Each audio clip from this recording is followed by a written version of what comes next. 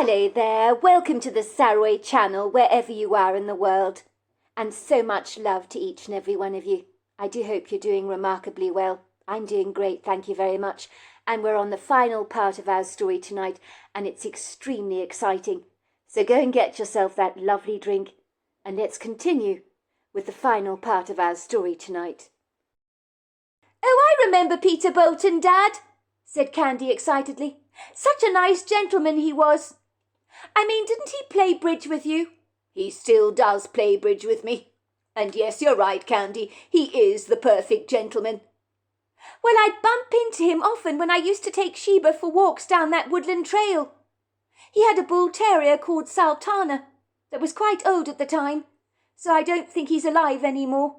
But he was a friendly dog and was always so pleased to see me. What did he say to you that you think is nonsense, Dad? You haven't fooled me. You're hiding something, and I want to know what it is. I'm not hiding anything from you, love. I'm just protecting you from being alarmed unnecessarily about going on that hiking trail. As I really think, if you knew Peter Bolton's fictitious story, it could potentially put you on edge, that's all. Don't get me wrong. I like the man very much. He's a gentleman in every sense of the word, and I agree with you on that one. I've always known him to be a genuine, straightforward guy. But I'm afraid I have to say, when he came up with that nonsense, I realised that he's got quite the storyteller in him. Put it this way, darling, said Mrs. Seacourt. Your father doesn't believe what Peter Bolton had to say about his experience in that wood grove. It rather reminded me of yours, because he claimed he felt as if someone was watching him. The feeling was airy. He said he began to panic. I understand that he was taking his very sensitive dog Sophie for a walk down the woodland trail, because yes, you're right, Sultana died about 3 years ago. I believe he walks her off the lead, and she runs ahead of him, with her nose pinned to the ground. But on this particular morning Sophie began to sniff the air, as if she could smell an unfamiliar scent that she seemed to find rather distressing. He said as they walked, Sophie stuck to his side like superglue, refusing to run ahead of him on the path.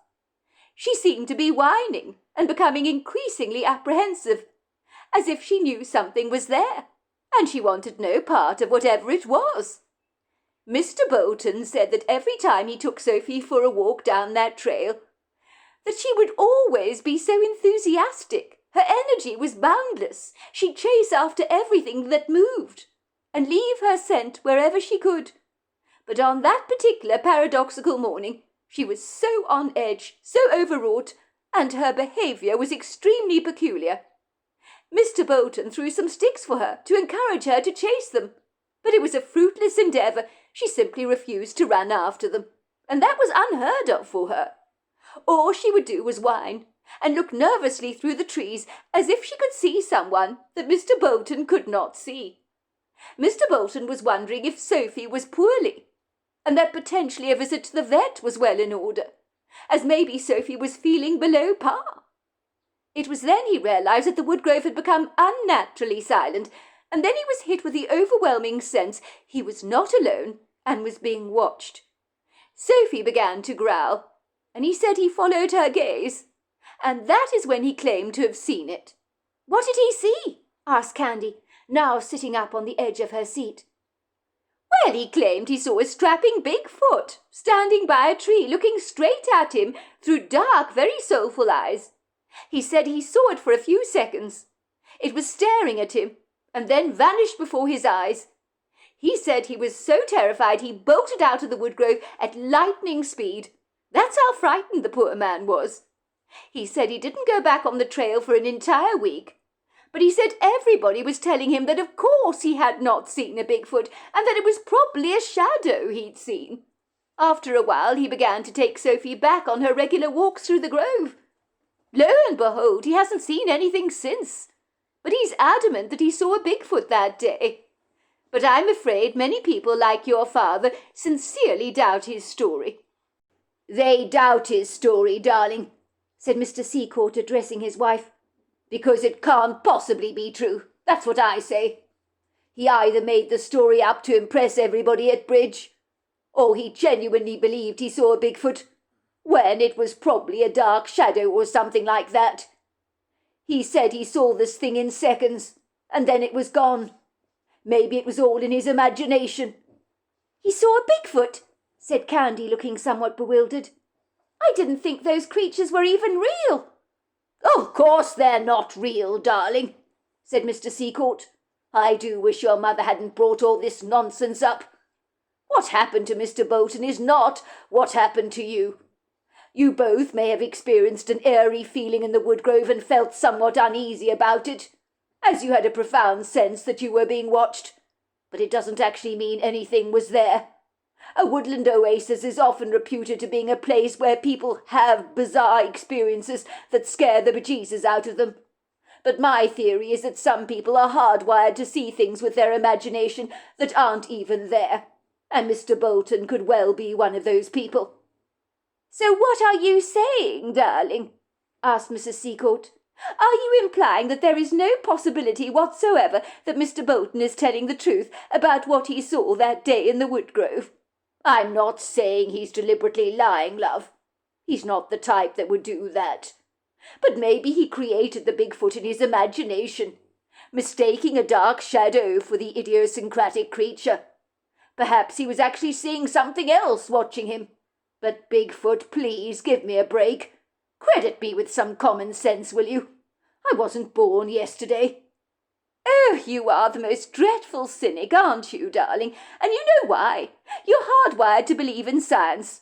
I might remind you that in the Western world for a very long time people didn't believe in the existence of pandas. But the truth was they had existed for millions of years. I believe in 1869 a missionary by the name of Armand David acquired a skin specimen of a panda from local hunters. But prior to this, they were unknown to the Western world. Think about it, darling. Why shouldn't Bigfoot exist? Because they don't, that's why." "But why not? Why are you being so dictatorial about this, believing because you haven't seen something that it can't possibly exist? How can you be so arrogant and so incredibly closed-minded?" "Because, sweetheart, how many times do I have to say this to you? Aren't you listening? If Bigfoots were real, there would be some scientific evidence. All we hear from is so-called Bigfoot sightings, and it's a whole lot of fictitious mumbo-jumbo if you ask me. If the truth be told, there are some clueless people out there that sincerely want to believe in the existence of the elusive creature, and there is nothing you can do to persuade them that such a creature does not exist. But I'm sorry to say, love, some people are just excessively gullible. That's the way I see it." Candy looked reflective for a brief moment. "But, Dad, I know Mr. Bolton. I've talked to him often enough. I think he's a very credible person. If he believed he saw a Bigfoot on that walking trail that I regularly take, why don't you give him the benefit of the doubt? Mum's right, you're way too cynical. Far too cynical for your own good, Dad, if you ask me." "Because it's poppycock candy. That's why," said Mr. Seacourt firmly. "I would have thought after a stint spent in prison, you'd be a little bit more level-headed than you clearly are. Surely you can see that Mr. Bolton probably went into that woodgrove and became unusually anxious because of his dog's paradoxical behaviour. As a result, he believed that he was seeing something in the woodgrove that wasn't actually there. He probably imagined it was a Bigfoot when he saw a large shadowy figure, and it could have been anything. But he put 2 and 2 together and made 7. "Dad, you've got a problem. Mummy's right. You're close-minded and arrogant with it too. You're pig-headed, believing you know it all when you clearly don't. If you must know, I feel very sorry for poor Mr. Bolton, being disbelieved like this by all of you at bridge. I can't imagine how upsetting that must have been for the poor man. I can imagine he doesn't want to talk about his encounter anymore because of people like you, dismissing what he believed he saw out of hand. I think you've been cruel towards him. I really do." "It's true," said Mrs. Seacourt. "I do think Mr. Bolton shut up about his Bigfoot encounter because of cynics like your father. And frankly, I don't blame the man for shutting up. Why would you want to share a strange experience with people who refuse to believe you? I certainly wouldn't." Learning about Mr. Bolton's bizarre experience with a Bigfoot in the woodgrove made Candy wonder if perhaps his story was true. Much like her mother, she had an open mind, and over the years while walking the family dog Sheba, she had regularly bumped into Mr. Bolton on the trail, where they'd enjoy a chinwag together. Over the years she had never felt so unsettled as she had today, while taking a dip at the stream.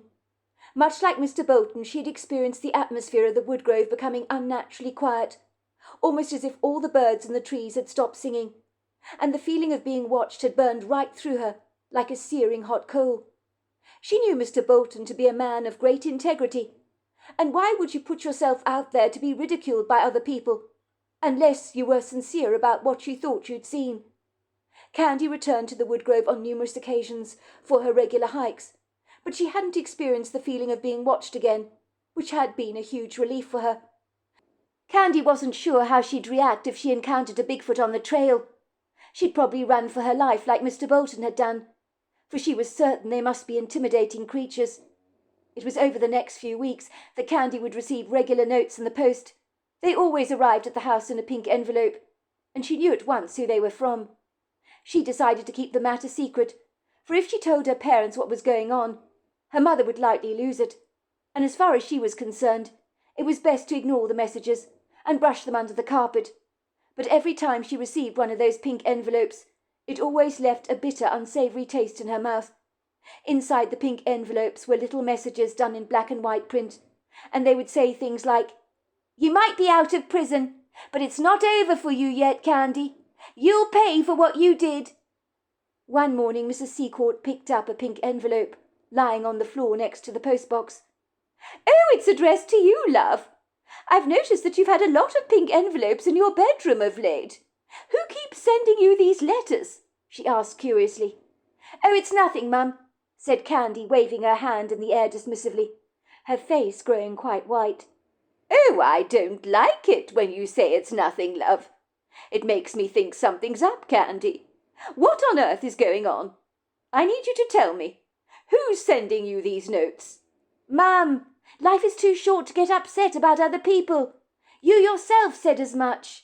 It's best to just ignore them." "I don't want to ignore anything." Mrs. Secord rolled her eyes in exasperation. "Oh, let me see. Has Becca been sending you those nasty notes in the post? I might have guessed she'd do something like that." "Yes," Candy admitted. "It is Becca. I mean, she doesn't sign the notes, obviously. But I know it's her. Who else could it be?" "Who the hell does that woman think she is?" said Mrs. Secord, looking furious. "Mum, you said we should ignore Becca, and that's what I intend to do. As far as I'm concerned, she can send me as many nasty notes as she likes. I'm just going to ignore them all." "Darling, shouldn't you take those notes straight to the police? The woman is potentially threatening you." "Look, Mum, let's ignore her. If things get out of hand, I will go to the police. But I'm hoping that Becca will get the message, because there's nothing she can do to upset me. If I ignore her notes, what can she do? Nothing." "Well, darling, it's brave of you to ignore these notes, but I'm not happy about this at all. If this continues, I myself will take the notes to the police. You're out of prison now, and for Becca to continue harassing you is not remotely acceptable." Candy knew, of course, her mother was absolutely right, even though she tried to put a brave face on. It would seem all the nasty notes arriving in the post made her feel extremely unsettled. What she didn't reveal to her mother was that wherever she went around the local town, she felt as if she was being followed. She was wondering if she was becoming paranoid, because the feeling of being watched had returned again, when she took those regular walks down the trail, where Mr. Bolton had claimed to have run into a Bigfoot. Candy was intrigued about Mr. Bolton's unusual story. She hoped that one day she'd run into him on the trail when he was walking his dog. And one day she did just that. When she decided to take her walk a little earlier than usual, she was thrilled to see the man, for it felt like old times. Mr. Bolton had a new dog called Sophie that Candy had never met before. The dog greeted Candy warmly, and Mr. Bolton gave her a double take. "Good Lord, Candy, is that really you? It is very good to see you. My word, you gave me quite the shock." "Hello, Mr. Bolton. It is a long time since we've seen each other," Candy agreed. I heard about your incarceration, Candy. It's too bad, said Mr. Bolton, shaking his head sadly. For the record, I'm sure you know that nobody in this town believed Becca Sanchez's account for a moment. I mean, I've known you for a long time, meeting you along this trail so many times, and I know you're a very good person. So what happened to Larry Quebec that day was all hot air as far as I'm concerned. But you ended up paying the ultimate price going to prison that day. It opened my eyes to the fact that an innocent man can go to jail for no reason at all. Thanks, Mr. Bolton. I appreciate your confidence in me. Mr. Bolton smiled warmly at Candy. He looked genuinely pleased to see her again. He looked no different to the last time she had seen him, although the wrinkles around his piercing blue-grey eyes were a lot more entrenched. Was it rough for you in prison, Candy? He asked gently. I worried about a young woman like yourself in a place like that. You must have felt like a fish out of water. You didn't belong in prison. The idea seems ridiculous to me.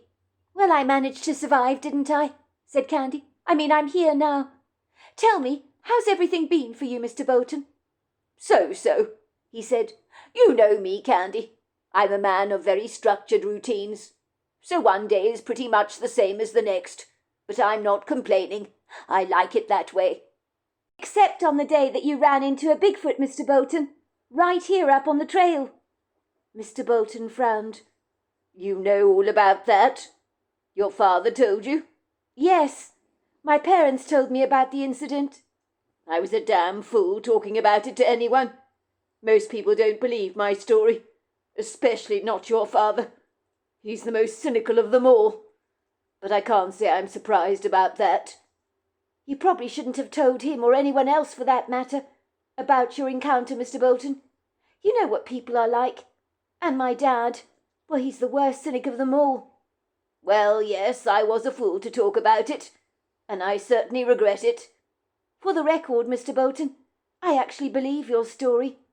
Well, that's very kind of you, Candy. Why on earth would you say that? I'm not being kind, Mr. Bolton. I'm just being sincere. I've known you for a long time, and you wouldn't make something like this up.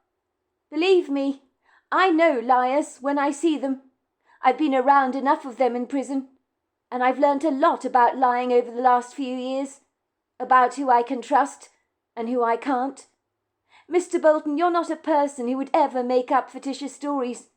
You're the last kind of person who'd want to draw unwanted attention to yourself. So tell me, have you ever had any more experiences with the Bigfoot you saw that day? Mum told me how disquieted your dog Sophie was, and how terrified you were when you encountered the Bigfoot. Certainly if I'd been wearing your shoes, I'd have also freaked the hell out. My mother told me how you described the woods suddenly going incredibly quiet. The only reason we were talking about you, Mr. Bolton, was because I had exactly the same experience a while back. I felt as if something was watching me, and it was a really, really unnerving feeling. The woods became so airy. I was swimming in the stream at the time, and I looked around me because I was certain someone was spying on me. But there was nothing there. Do you think on that day I might have been stalked by the Bigfoot you saw, Mr. Bolton? Because something was definitely following me. More recently, I have been feeling followed in the woodgrove. But it wasn't like the first experience I had. The first experience I had was completely unorthodox. It was as if something very powerful was watching me. It's hard to explain. So I can't help wondering if it might have been a Bigfoot. Most certainly, said Mr. Bolton. Look, I shouldn't have freaked out about my encounter with the Bigfoot I had. Let's just say if the creature had wanted to harm me and my dog, or anyone else for that matter, it would have had the opportunity to do so. I guess I freaked out. It was a female Bigfoot, you know. She was huge. I saw her for a second and then she was gone. I panicked and fled the grove, refusing to come back on the trail again for about a week. Eventually I came to my senses, when I realized that the Bigfoot would have harmed me, if that had been her intention, so it clearly wasn't. I wouldn't have been able to escape the likes of her, believe me. If you must know, I think there are Bigfoots on this trail. And let me tell you, they can see us. The trouble is, we can't see them. They obviously have an innate ability to mask themselves. So even if we look at them, we can't see them. Unless they want us to see them. They probably do this for their own protection, as I rather suspect there are enough humans in this world that would likely wish to harm them. So they like to exist behind a veil of mystery. I think on the day I encountered the Bigfoot, she clearly wanted me to see her, but it was on her own terms. Maybe on the day that you felt something powerful was following you. It was more than likely an inquisitive Bigfoot, possibly even the female I encountered. Anyway, said Mr. Bolton, shrugging his shoulders, I'd better be getting back. The wife will be wondering where I am. And she'll likely call out a search party for me and Sophie if I don't get back home in time. She does believe I encountered a Bigfoot that day, unlike so many of the naysayers in this town. She's never been remotely comfortable with me taking Sophie on walks here in the grove, after my rather paradoxical encounter with that Bigfoot. She doesn't believe it's safe for me to trek in here alone. I keep reminding her that every year loads and loads of people walk up this trail, and nothing happens to any of them. But that doesn't seem to offer her any reassurances. Well, I guess your wife is just looking out for you, Mr. Bolton. But I agree with you. If that Bigfoot had meant to harm you, she would have done so already. So she must be harmless. Don't let me keep you anyway. You better keep going and get back to the wife, or she'll start worrying. You better believe it, she'll start worrying. It's been very good to see you, Candy. I'm so glad I bumped into you on this walk. It really is great to catch up with you, and you look marvellously well. You wouldn't believe you'd spent 5 years in prison the way you look. Well, I suppose I've been getting a lot of exercise. I was very white when I came out of prison. I'm still adjusting. Well, I suppose it takes a while to adjust. But you'll settle down soon enough, I'm most sure. Candy bid Mr. Bolton farewell. She was certainly glad she'd bumped into him. Seeing him again after all these years had certainly lifted her spirits, and she was in no doubt that his encounter with the female Bigfoot had really happened. As she was reflecting over all of this, she happily sashayed down the woodland trail through the trees. She was beginning to enjoy the beams of sunshine that trickled over her face, and then once again she had a profound sense that something appeared to be following her. But it wasn't that powerful presence she was sure she'd felt by the stream that day. Maybe somebody was walking up the trail behind her, she thought. That was when she heard a shuffling movement, and lo and behold, when she turned around she found herself staring face to face with Becca Sanchez. "Well, hello, Candy. How are you?" said Becca, a nasty grin appearing on her face. "Oh, I bet you didn't think you'd run into me on this trail, did you? But as it happens, I've been following you around for a few days now, and you've been so unobservant you haven't even noticed me. But I decided to show myself to you today. As luck would have it, we're the only people on this trail. No one else is around. It's just you and me. Isn't that cozy? We're all alone on this trail together. No one else is around. So anything could potentially happen, couldn't it? And no one would suspect a thing. As most people are pretty clueless. They can be so easily duped, I find." "What the hell are you doing here, Becca? Following me around like this? Haven't you got anything better to be doing with your life? Why don't you leave me the hell alone? What on earth is wrong with you? I went to prison because of you. And now you're stalking me. If you must know, I sensed someone was following me over the last few days. I might have guessed it was you. Haven't you punished me enough already? Or do you get off on hurting people? And by the way, I certainly don't appreciate the nasty notes you've been sending me." "Well, that's the idea, isn't it, Candy? I didn't send you messages to be friendly, did I? I was sending you a clear message to get the hell out of this town if you know what's good for you. But would you listen? No, you wouldn't, would you? Why don't you let it go, Becca? You killed Larry Kubek. You got away with murder. You ensured I went to prison for your grisly crime. Surely you're happy now. You got what you wanted." "I didn't get what I wanted, Candy. That's where you're wrong. Granted, I'm happy that Larry Quebec is dead. He got what he deserved, dumping me like that in favour of you. If you must know, I'd be much happier, Candy, if you were locked away in prison for the rest of your life. Or better still, if you were pushing up the daisies so I don't have to see your ugly face around this town ever again, haunting me like a ghost from the past. Your being around is very disturbing for me. I can't stand it a moment longer. It brings everything right back to me, and I'm reminded by how much you have stolen from my life. Larry Quebec was mine, my man, until you decided to cruelly steal him from me, from right under my very nose. Some things about you never change, Candy. I had my eye on him first, but no, you came along and took him. You took his attention away from me. Then he told me he wasn't interested in me. And you know why he snubbed me? Because it was you he liked. If you hadn't spoiled everything, we could be married by now, have a family already. But thanks to you, I have nothing, absolutely nothing, and it's all your fault. So seeing you reminds me of my loss, and you need to pay for what you did to me, and I mean it. I never stole Larry Quebec from you, Becca. That's where you're wrong. That's all in your head. I may remind you that he asked me out. He told you he wasn't interested in you. You were the one pursuing him. It was never the other way round. And if you claim to have loved him so much, then why did you push him over the cliff edge to his death and frame me for his murder? If you really loved him, you'd wish the very best for him, not hate him in the way you so obviously did. What you did to Larry was treacherously vindictive. You're a monster, Becca. And even if the jury bought your story, the people in this town did not. Even Larry Quebec's mother knows you killed her son. Some people who know your character all too well are not fooled for a single instant about you. Mrs. Munro was talking about you the other day. She said when you were a kid you rocked up at her house and beheaded all the fish in her tank. She came back into the living room to find 20 of her goldfish with their heads chopped off. Some of them she'd had for over 10 years. She was devastated by what you did, and she knew from that moment on that you were a nasty piece of work.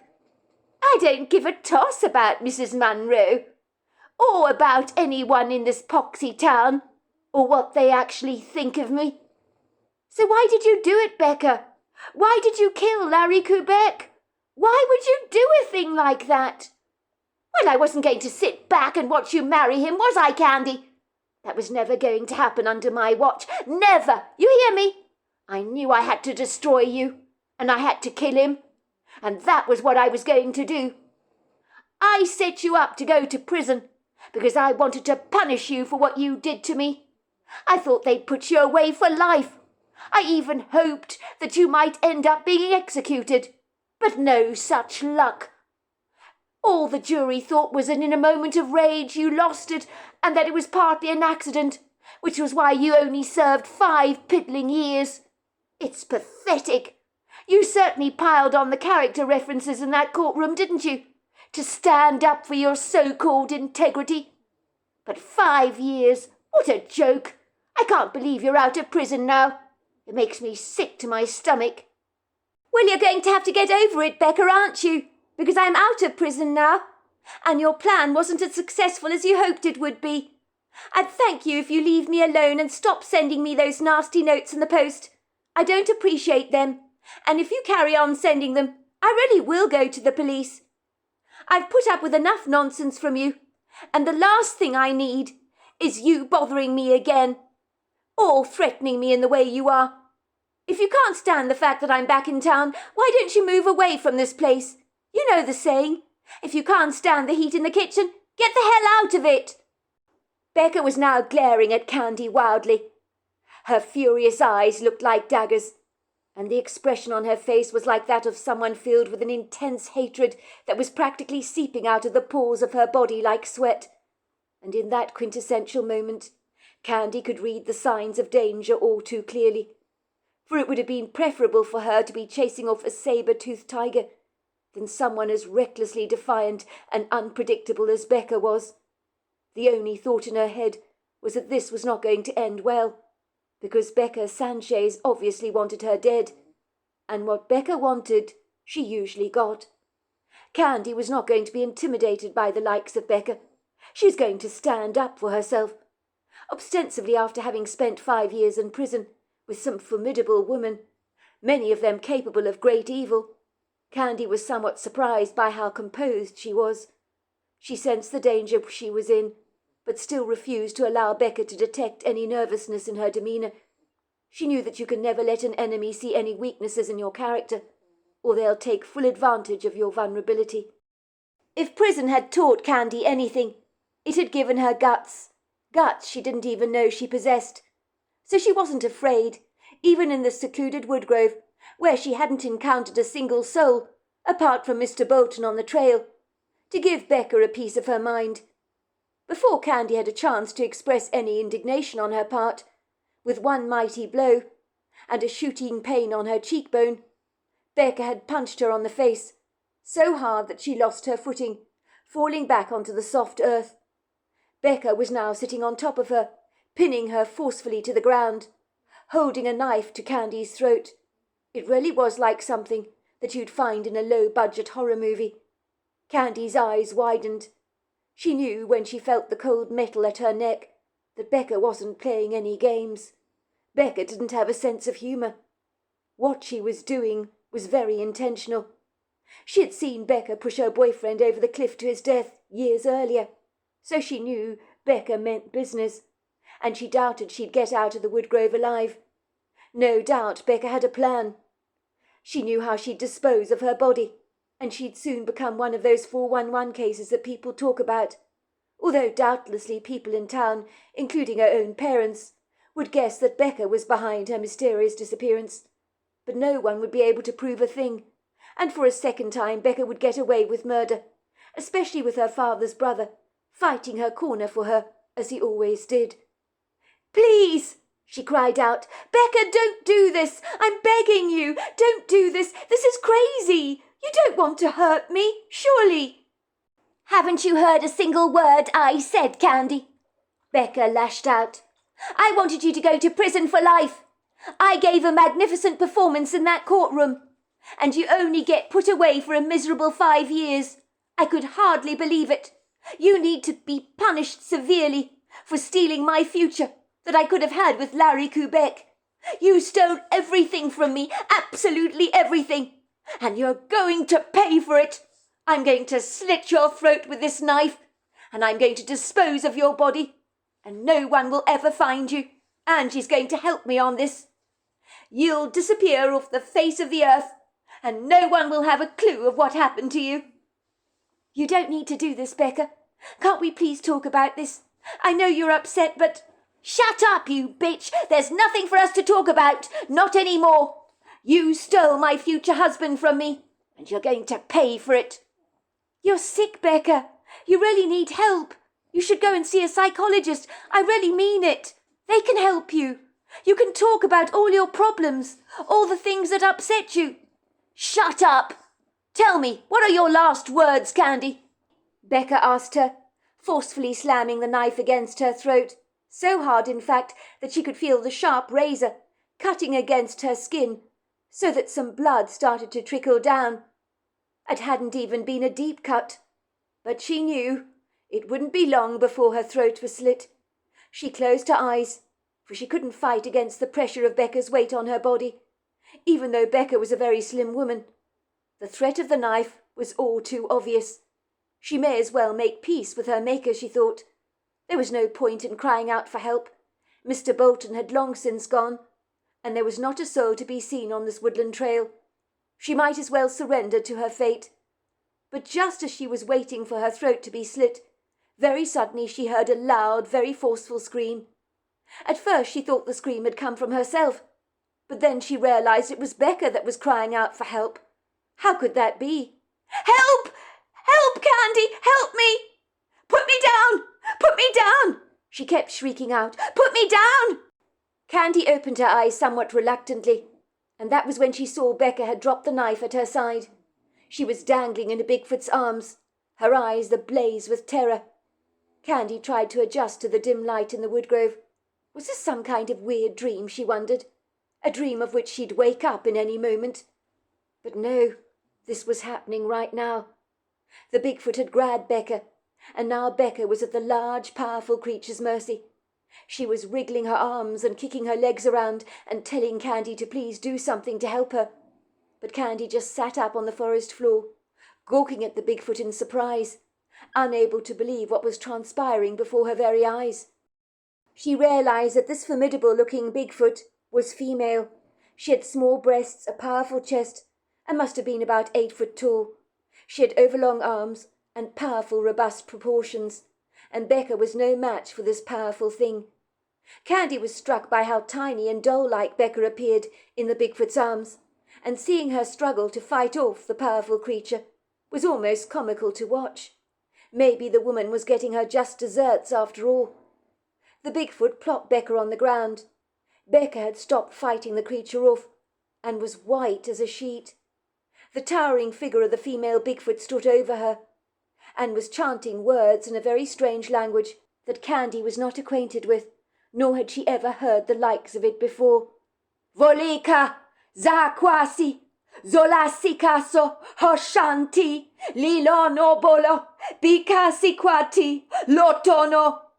Candy could see Becca's eyes rolling back in her scowl. They became completely white, and was terrifying to watch. Becca began to growl like a wild, rabid animal, as if something was inside her body that the Bigfoot was successfully managed to drag out with her words, and whatever it was that was lurking inside her appeared to be putting up a dogged resistance. Then very suddenly, a black, dense, spiralling smoke rose out of Becca's chest, and in that black, vaporous smoke, Candy saw several evil-looking demonic faces that were leering at her, like ugly, grotesque-looking gargoyles. There were several ear-piercing screams coming from that smoke, which dissipated until the ground seemed to swallow it all up. Candy was so fascinated by what the Bigfoot was doing to Becca that she forgot about her former fear, even though she'd been on the threshold of being murdered by the savage woman. Candy realized the Bigfoot had performed some kind of exorcism on Becca, who, after the demons had left her, seemed locked in a weird kind of trance. The Bigfoot looked up at Candy, and in a telepathic exchange, she said, "She won't hurt you now. You saw those demons coming out of her. I've sent them to the abyss where they belong. The evil has left her, so she no longer imposes a threat to you. I had to stop her from killing you. It's not your time yet. You have much to do. Don't worry about her. Leave her be. She'll find her way back home soon enough, but she won't remember who you are. She'll never hurt you again."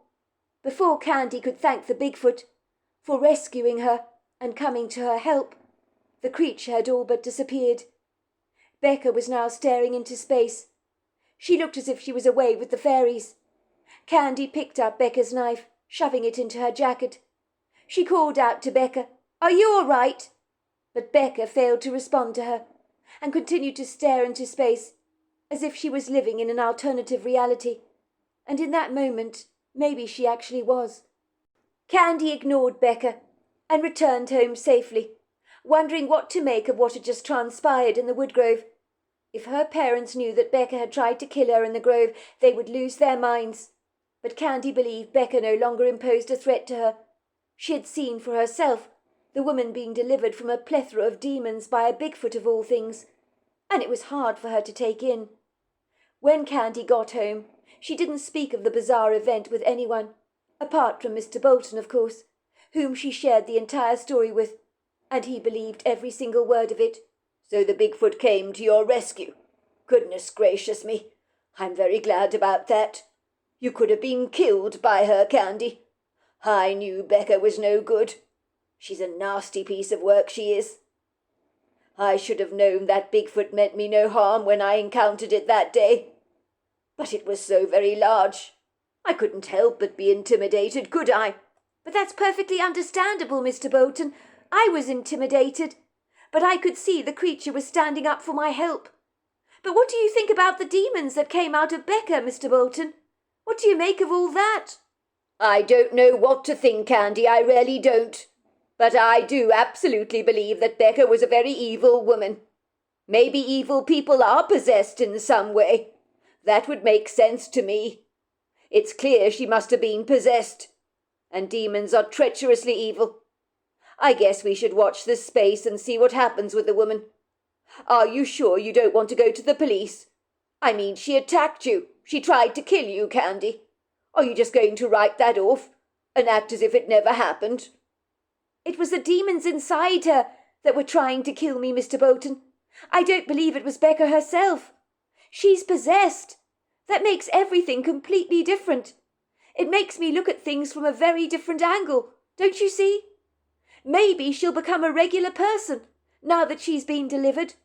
I suppose you make a good point there. But let me tell you, if you have any more problems with that woman, I'll go to the police myself on your behalf and tell them exactly what she tried to do to you. Thanks, I appreciate that, Mr. Bolton. But I don't think there'll be any need for that. The Bigfoot assured me she'll no longer be a threat to my life, because she won't remember me. And I believe that the Bigfoot absolutely knew what she was doing. She was speaking to me telepathically, and I understood every word. Goodness gracious me, what an extraordinary thing to happen to you. Well, I hope for your sake the Bigfoot's right.